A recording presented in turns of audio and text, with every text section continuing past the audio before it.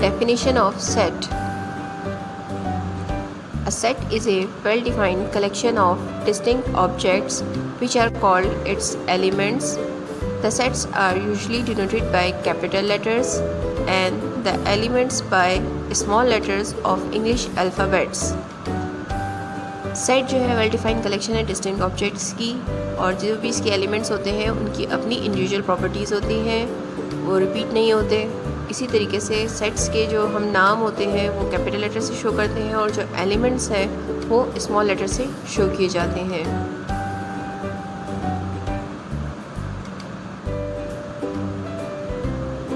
Rotation. If A, B, C are elements of a set A, we can write this set A by three different ways. Number one, when we write elements of a set in curly brackets with commas, for example, A is equals to ABC, this is called tabular form. अगर हम example के तौर पे तीन elements लें ABC set A के, उसको हम तीन डिफरेंट मेथड से लिख सकते हैं। नंबर वन मेथड कहलाता है टेबुलर फॉर्म, जिसमें हम कर्ली ब्रैकेट्स एंड कॉमास का इस्तेमाल करते हैं। जैसे कि एग्जांपल में आप देख सकते हैं A is equals to curly bracket start A, B, C, curly bracket close. This is known as tabular form.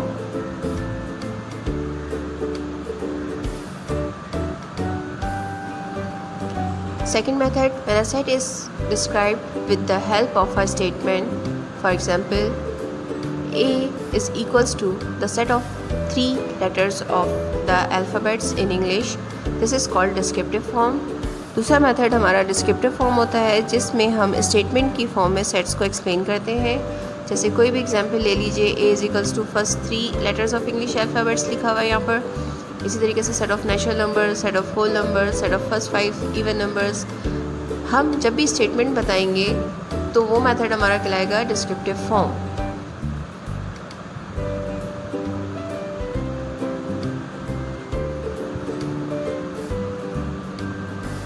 Still, there is another way to specify a set A where elements possess a certain property or properties. For example, X such that X is 3 English alphabets.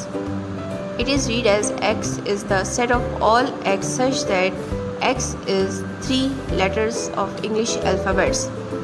This method is known as set builder form. इसमें हम जो भी sets के elements होते हैं उनमें जो property पाई जाती है उसको एक्सप्लेन करते हैं, उसकी लिमिट एक्सप्लेन करते हैं कि वो कहाँ से कहाँ तक है, उसके बारे में जो भी प्रॉपर्टी मौजूद होती है उसके फॉर्म में हम लिखते हैं, तो वो हमारी फॉर्म कहलाती है set builder form.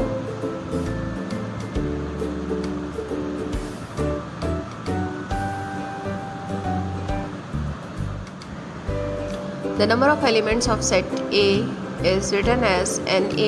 If A is equals to ABC, then number of elements of A is equals to 3. If B is equals to 1, 2, 3, 4, 5, then the number of elements of B is equals to 5.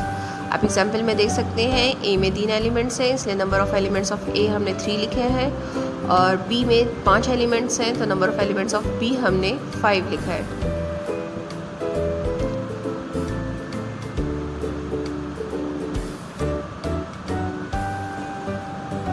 If A is an element of set A, we write A belongs to A.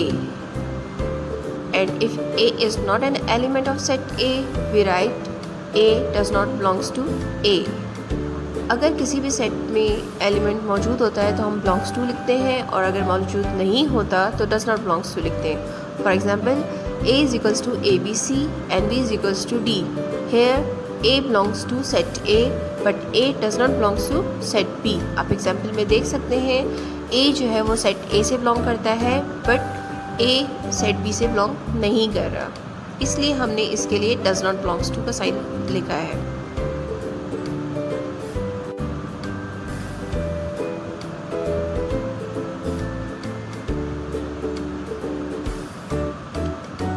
Some important sets discuss कर लेते हैं हम लोग, जो हम normal life में routine में हम पढ़ते हैं। Set of natural numbers n is equals to 1 2 3 and so on.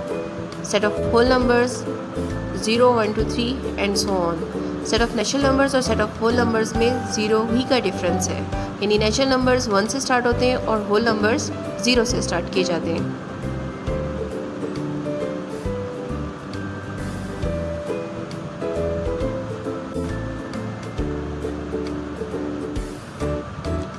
Set of integers 0 और प्लस माइनस इंटीजर्स आएंगे इसमें.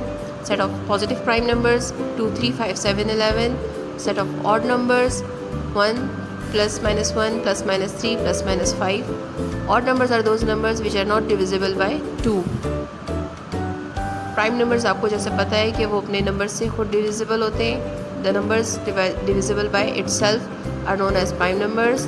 द इंटीजर्स में पॉजिटिव एंड नेगेटिव दोनों इंटीजर्स आते हैं. 0 भी इसमें शामिल किया जाता है.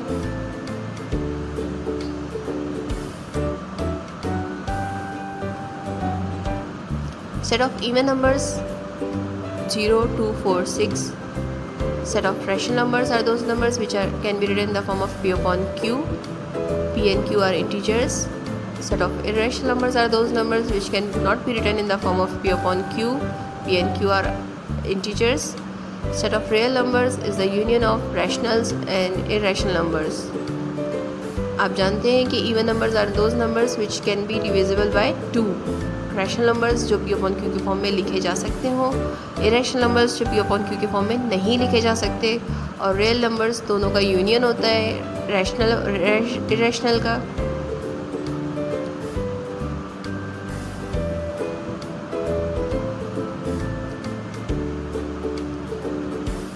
Z positive and Z negative will respectively denote the set of all positive and negative integers. हम अपनी एग्जाम्पल्स में z प्लस और z नेगेटिव का इस्तेमाल करेंगे.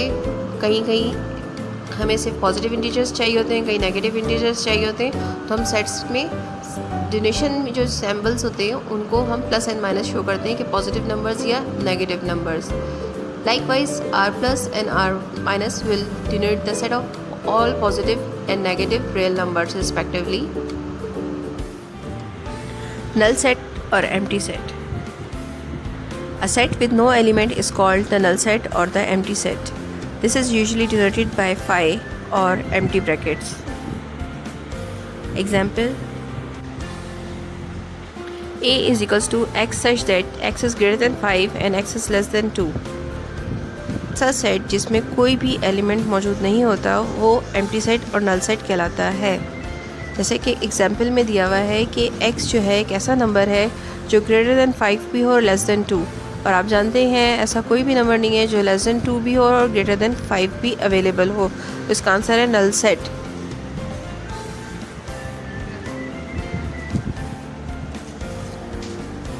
Finite set. A set is called finite if it consists of a specific and finite number of elements. Example: A is equals to 1, 2, 3, 4 and B is equals to A, B, C, D, E. Finite set का मतलब वो set जिसमें तमाम elements जो हैं वो countable होते हैं, आप उनको काउंट कर सकते हैं या उनकी लिमिट दी हुई हो. Infinite set. A set which is not finite is called an infinite set. Following are some infinite sets.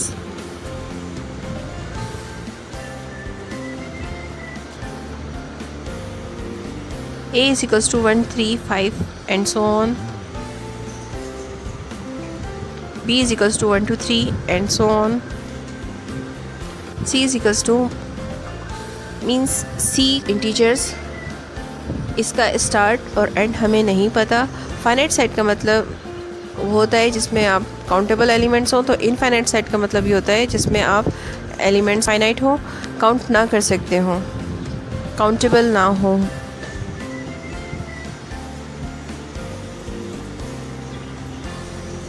Equal sets.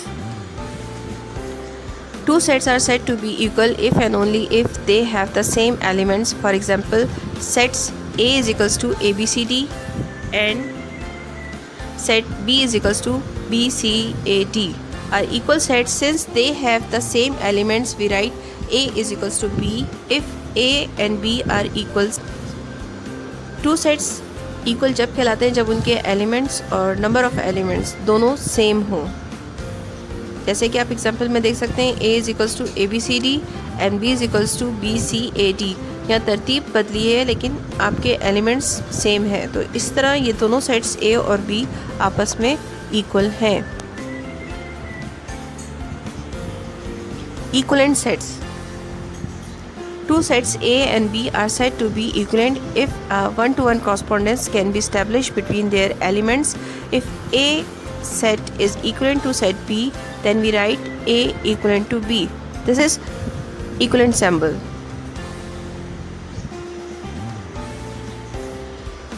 Equal sets में नंबर ऑफ़ एलिमेंट्स और नंबर्स दोनों सेम होते हैं। इक्वलेंट सेट्स में आपके पास नंबर ऑफ़ एलिमेंट्स सिर्फ same होने चाहिए। तो दो सेट्स आपस में इक्वलेंट जब होते हैं जब उनके नंबर ऑफ़ एलिमेंट्स सेम हो। उसमें ज़रूरी नहीं है कि एलिमेंट्स भी एक जैसे हों। In case of finite set, this means that number of elements in any one set is the same as the number in the other set. Finite set के केस में नंबर ऑफ़ एलिमेंट्स एक set के दूसरे set के element से same होने चाहिए। Consider A is equals to ABCDE, B is equals to 2, 3, 1, 5 and C is equals to X, Y, Z, U, W. As number of elements of A equals to number of elements of B equals to number of elements of C is equals to 5, यानी number of elements 5 हैं। So A is equivalent to B, B is equivalent to C and C is equivalent to A. Therefore A, B, C are equivalent sets.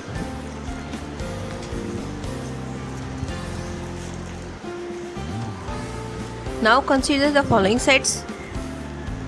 In this example, P is equals to 1, 0, 3 and Q is equals to 3, 2, 1, 4.